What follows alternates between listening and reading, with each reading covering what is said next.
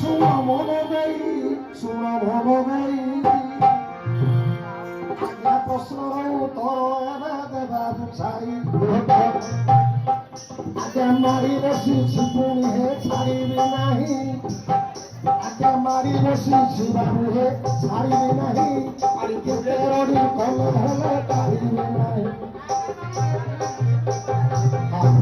ମାରି ବସିଛି ଛାଡ଼ିବି ନାହିଁ ପୁରେଇ ଦେଇଛି ହାତ କାଢିବି ନାହିଁ ଲମ୍ବେଇ ଦେଇଛି ନାହିଁ ତଳକୁ ମନେ ପଡିଲେ ନୀଳ ତଳକୁ ଏମିତି ହଁ ମାରି ବସିଛି ଛାଡ଼ିବିନି ଏମିତି ନା ହଁ ପୁରେଇ ଦେଇଛି କାଢିବି କାଢିବିନି। ଆଚ୍ଛା ଏଇ ଲମ୍ବେଇ ଦେଇଛି ନାହିଁ ତଳକୁ ଆଜ୍ଞା ମାରି ବସିଛି ବାବୁ ହେ ଛାଡ଼ିବି ନାହିଁ ଦେଖ ପୁରେଇ ଦେଇଛି ପୁଣି ପାରିବି ନାହିଁ ଲମ୍ବେଇ ଦେଇଛି ପୁଣି ହେ ନାହିଁ ତଳକୁ ଲମ୍ବେଇ ଦେଇଛି ପୁଣି ହେ ନାହିଁ ତଳକୁ ଆଉ ମନରେ ଅଛି ତାର ଲାଞ୍ଚ ଇନସାନ ବସ୍ତୁକୁ ନେବି ବୁଝାଇ ଇନସାନ ବସ୍ତୁକୁ ନେବି ବୁଝାଇ ମନ ଧ୍ୟାନ ଦେଇ ଶୁଣନ୍ତୁ ସବୁ ହାରି ମନ ଧ୍ୟାନ ଦେଇ ଶୁଣନ୍ତୁ ସବୁ ହାରି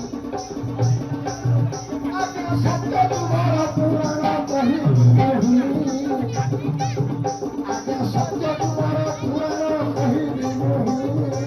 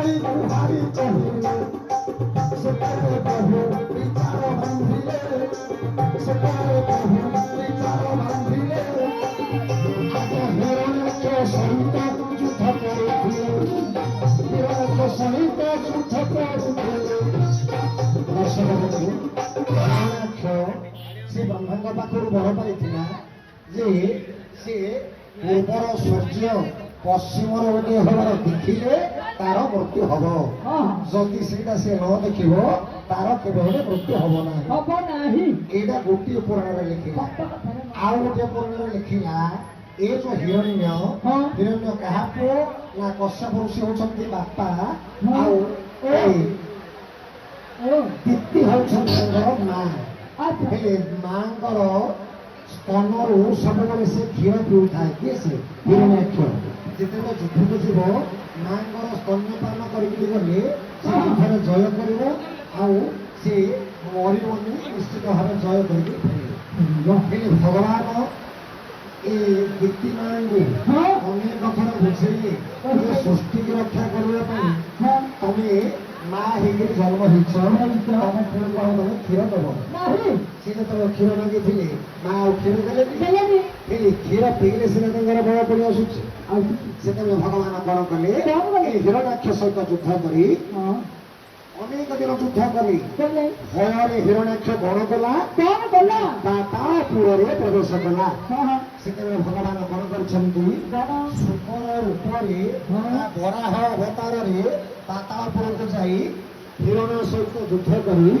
ଦନ୍ତାଗ୍ରରେ ପୃଥିବୀକୁ ମୋଡ଼ି ଦେଇଥିଲେ ପୂର୍ବକୁ ପଶ୍ଚିମ ପଶ୍ଚିମକୁ ପୂର୍ବ କରିଦେଇଥିଲେ କହିଲେ ଦେଖ ଦେଖି ହିରଣ୍ୟାକ୍ଷ ପୂର୍ବର ସୂର୍ଯ୍ୟ କେମିତି ପଶ୍ଚିମରେ ଦେଖାଯିବ ସେତେବେଳେ ହିରଣ୍ୟାକ୍ଷ ଦେଖିଥିଲା ତାର ମୃତ୍ୟୁ ହେଇଥିଲା ତାର ସାନ ଭାଇ ହଉଛି ହିରଣ୍ୟ ଯେତେବେଳେ ଏ ଭଗବାନ କପଟ କରି ବଡ ଭାଇକୁ ମାରିଦେଲେ ବୋଲି ହିରଣ୍ୟ କଶ୍ୟପ କଣ କଲା ସେ ମଧ୍ୟ ବ୍ରହ୍ମାଙ୍କ ବରରେ ବଳିୟାନ ହୋଇ ସେ ଦେବତା ମାନଙ୍କୁ ନିର୍ଯାତନା ଦେଲା କିଏ ସେ ହିରଣ୍ୟ ଆଉ ତାର ରାଜ୍ୟରେ ଘୋଷଣା କରିଦେଲା ଯିଏ ନେବ ମୋ ରାଜ୍ୟରେ ହରିନାମ ତା ମସ୍ତକ ମୁଁ ଛିନ୍ନ କରିଦେବି। ଆଉ ଆଜ୍ଞା ଋଷିମାନେ ମଧ୍ୟ ହରିନାମ ନେଇପାରିଲେ ନାହିଁ, ମନେ ମନେ ଭଗବାନଙ୍କୁ ସ୍ତୁତି କଲେ। ସେତେବେଳେ ଭଗବାନ କଣ କଲେ ନା ଏ ହିରଣ୍ୟର ସ୍ତ୍ରୀ ହେଉଛନ୍ତି କୟାଧୁ, ହିରଣ୍ୟର ସ୍ତ୍ରୀ ହେଉଛନ୍ତି କୟାଧୁ, ଅନ୍ୟ ନାମ ତାଙ୍କର ଲୀଳାବତୀ। ତାଙ୍କ ଗର୍ଭରେ ପ୍ରହ୍ଲାଦଙ୍କର ସ୍ଥିତି କରେଇଦେଲେ। ଯେ ଯୋଉ ପ୍ରହ୍ଲାଦ ଜନ୍ମ ଗ୍ରହଣ କଲେ ସେ ସଦା ସର୍ବଦା ହରିନାମ ନେଇଛନ୍ତି। ଆଜ୍ଞା ଯେତେବେଳେ ପ୍ରହ୍ଲାଦ ହରି ଜପିଲେ, ଯେତେବେଳେ ପ୍ରହ୍ଲାଦ ହରି ଜପିଲେ,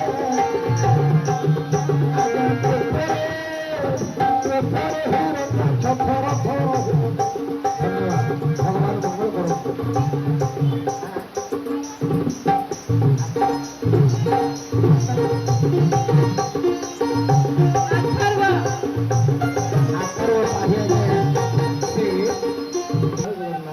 ପ୍ରଭୁ ତମର ମଙ୍ଗଳ ବିଧାନ କରନ୍ତୁ।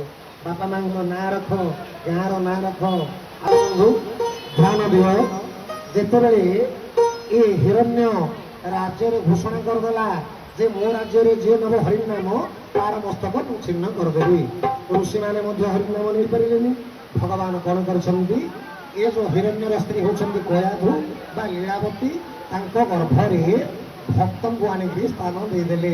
ପ୍ରହ୍ଲାଦଙ୍କର ଜନ୍ମ ହେଇଯାଇଛି।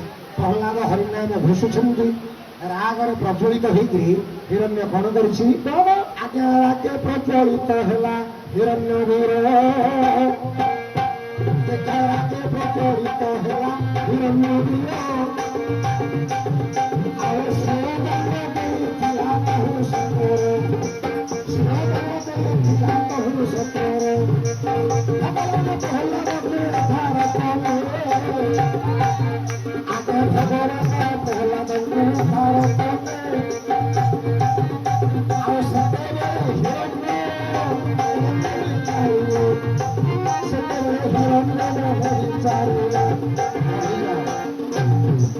ଆଜ୍ଞା ପ୍ରଶ୍ନକର୍ତ୍ତା ଅଛନ୍ତି ତ, ପ୍ରଶ୍ନକର୍ତ୍ତା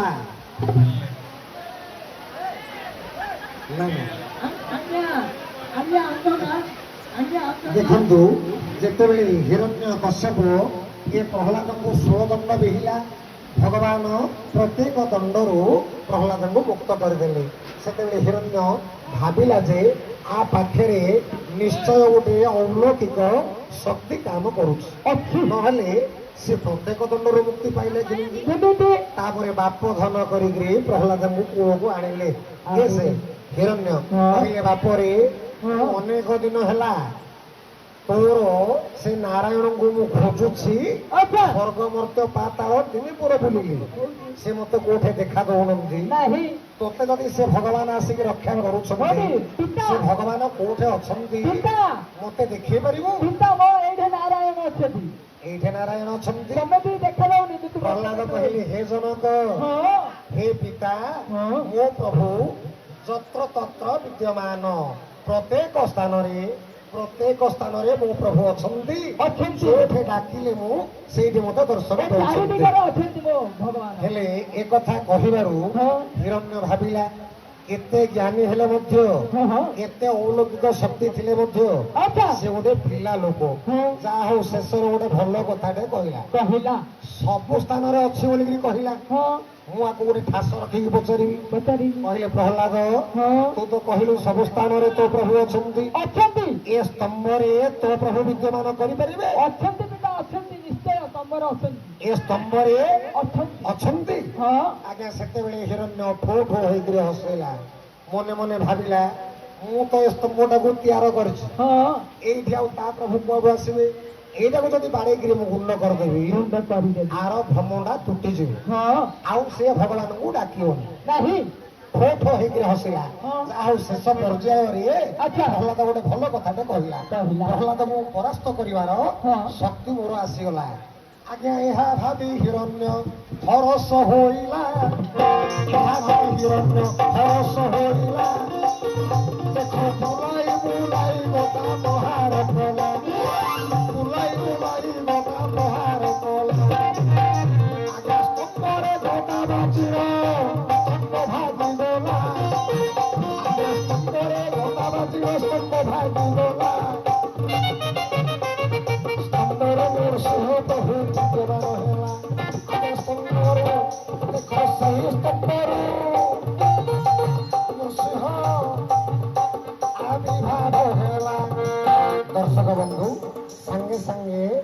ନୃସିଂହ ଠାକୁରେ ସେ ସ୍ତମ୍ଭରୁ ବିଦ୍ୟମାନ ହେଇଗଲେ। ବିରାଜମାନ ହେଲେ। ଯେତେବେଳେ ବିଦ୍ୟମାନ ହେଇଯାଇଛନ୍ତି ହଁ ଦେଖିଲା ଏ ହିରଣ୍ୟ ହଁ ଭାବିଲା ଆଚ୍ଛା ତୁ ତାହା ହେଲେ ହରିଣେ ହଁ ଭଗବାନ ହଁ କରିକିରି ସେ ଉଚ୍ଚାରଣ କରୁଛନ୍ତି। ଦର୍ଶନ ଦେଉଛନ୍ତି। ହେଲେ କାହିଁକି ଭଗବାନ ହଁ ଏ ନରସିଂହ ରୂପ ହେଲେ ତାର କାରଣ ଜାଣିବା ଆବଶ୍ୟକ। କାହିଁକି?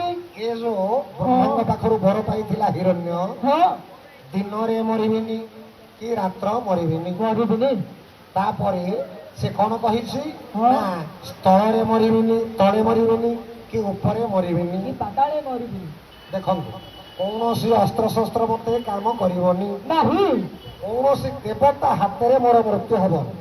ଦାନବ ବ୍ରହ୍ମା ଯୋଉ ସୃଷ୍ଟି କରିଛନ୍ତି ସେ ଜୀବମାନଙ୍କ ପାଖରେ ମୋର ମୃତ୍ୟୁ ହବନି। ହଁ ଭଗବାନ କଣ କଲେ ନା ଅର୍ଦ୍ଧଙ୍ଗ ଅଛି ମନୁଷ୍ୟର ଆଉ ଅର୍ଦ୍ଧଙ୍ଗ ଅଛି ସିଂହର। ସିଂହ। ନର ସିଂହ ରୂପ ଧାରଣ କଲେ। କଲେ। ସେ କହିଛନ୍ତି ହଁ। ଅସ୍ତ୍ରରେ ମରିବନି। ତେଣୁକରି ଭଗବାନ କଣ କଲେ ହଁ। ସାଙ୍ଗେ ସାଙ୍ଗେ ହିରଣ୍ୟ କଶ୍ୟପକୁ ଟାଣିକି ଆଣିକିରି ଜଙ୍ଘ ଉପରେ ବସେଇ ଦେଲେ। ଦି ଯେତେବେଳେ ଜନ୍ମ ଜଙ୍ଘ ଉପରେ ବସେଇ ଦେଇଛନ୍ତି ହଁ। ରାଗରେ ପ୍ରଜ୍ୱଳିତ ହେଇକିରି ନୃସିଂହ ଠାକୁର କଣ କଲେ କଣ କଲେ? ଆଜ୍ଞା ସାଙ୍ଗେ ସାଙ୍ଗେ ତାର ପେଟକୁ ହଁ ନଖଘାତ କରିକି ଚିରି ଦେଲେ। ଦେଖନ୍ତୁ କୋଉଠି ବାବୁ? ଆଗେ ମାଡ଼ି ବସିଛି ବାବୁ ହେ ଛାଡ଼ିବି ନାହିଁ। ଆଗେ ମାରି ବସିଲେ ବାବୁ ହେ ଛାଡ଼ିବେ ନାହିଁ। ଆଉ ପୁରେଇ ଦେଇଛି ବାବୁ ଛାଡ଼ିବି ନାହିଁ। ପୁରେଇଛି ଆଜ୍ଞା ଛାଡ଼ିବି ନାହିଁ। ଲମ୍ବାଇ ଦେଇଛି ପୁଣି ହେ ନାଭି ତଳକୁ। ମନ ରହିଲେ ଗଲା ତାର ଅଞ୍ଚଳକୁ। ଧ୍ୟାନ ଦିଅ ପଣ୍ଡିତ ବର୍ଗ। ଯେତେବେଳେ ଭଗବାନ ନୃସିଂହ ଠାକୁର ଏଇ ହିରଣ୍ୟକୁ ଆଣିକିରି ଜଙ୍ଘ ଉପରେ ବସେଇକିରି ଚଞ୍ଚୁଘାତ କରିକିରି ନଖଘାତ କରିକିରି ତାର କୁଟାକୁ ଚିରିକିରି ଦି ଫାଳ କରିଦେଇଛନ୍ତି। ଅସ୍ତ୍ରରେ ମରିବନି ନା ନଖ ପୁରେଇକିରି ଚିରି ଦେଇଛନ୍ତି। ଆଉ ତାର ନଖ ପୁରେଇକି ଯେତେବେଳେ ଚିରି ଦେଲେ ଏ ଯୋଉ ହିରଣ୍ୟର ପୁତା ଅନ୍ତ ଥିଲା ହେଲେ ସେ ମନେ ମନେ ମନେ ମନେ ଭଗବାନଙ୍କୁ ଚିନ୍ତା କରୁଥିଲା।